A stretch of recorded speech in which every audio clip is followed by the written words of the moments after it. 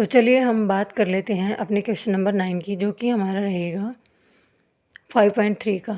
तो यहाँ पे हमारे पास क्या दे रखा है, S7 दे रखा है, वो हमारे पास है 49, S17 जो है वो हमारा है 289। इसका मतलब है सम ऑफ फर्स्ट 7 टर्म्स एंड इसका मतलब है सम ऑफ फर्स्ट 17 टर्म्स। तो यहाँ पे सबसे पहले हम देख रहे हैं कि हमें फाइंड आउट क्या करना है, SN। तो उसके लिए हमें A और D की ज़रूरत पड़ेगी, तो हम S7 और S17 को सोल्व करेंगे। तो यहाँ पे हमें पता है कि SN जो होता है वो किसके इक्वल होता है, n/2 इंटू में 2a plus n-1 into D.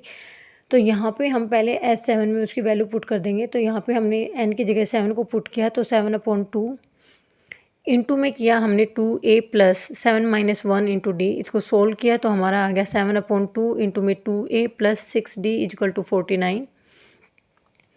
उसके बाद क्योंकि ये हमने 49 क्यों रखा, क्योंकि जो हमारे S7 था ना वो हमारे पास दे रखा है 49। अब हमारे पास एक इक्वेशन निकल के आई, यानी कि 2a प्लस 6d। अब ये जो 7/2 था इधर मल्टीप्लाई में था, तो इस साइड जाके डिवाइड में हो गया। अगर डिवाइड में हुआ तो हम इसको क्या लिखेंगे, 49 डिवाइड में क्या लिखा हमने 2/7। और जब हम इसको बोडमास के फॉर्मूले से अगर चेंज करते हैं तो हमारा क्या होता है, जो भी डिवाइड का साइन होता है वो मल्टीप्लाई में चेंज हो जाता है, और जो हमारा नंबर होता है उसके बाद वाला उसका रेसिप्रोकल हो जाता है, यानी कि वो 7/2 सॉरी यहाँ पे हमारा 7/2 था ना, 7/2 था। तो यहाँ पे हमारा 2/7 हो गया, और 7 से हमने काट दिया 7 जा पे। तो ये हमारा हो गया 2a plus 6d equal to 14। ये हमारी इक्वेशन फर्स्ट आ गई। सेकेंड इक्वेशन जो है उसी तरीके से जैसे कि हमारा S17 दिया हुआ है, यानी कि सम ऑफ फर्स्ट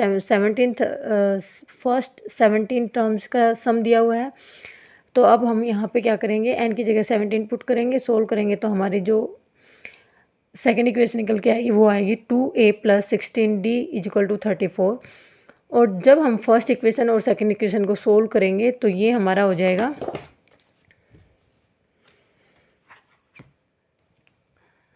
यहाँ से हमने सोल्व किया और एक दूसरे को माइनस किया, तो यहाँ से हमारी जो d की वैल्यू है वो 2 आ गई, और d को हमने पुट किया इक्वेशन फर्स्ट में, वहाँ से हमारी a की जो वैल्यू है वो 1 आ गई। और उसके बाद हमने क्या किया, SN की वैल्यू निकालनी थी, तो हमने क्या करना है, SN जो है वो हमें पता है n/2 इंटू में 2a plus n-1 into D होता है। तो यहाँ पे हमें पता है कि n की जगह में कोई वैल्यू पुट नहीं करनी है, तो यहाँ पे हमने n की जगह n को रखा, और बाकी जगह हमने a और d की वैल्यू पुट कर दी, और पुट करने के बाद हमने सोल्व किया तो ये हमारा क्या आ गया, n का स्क्वायर।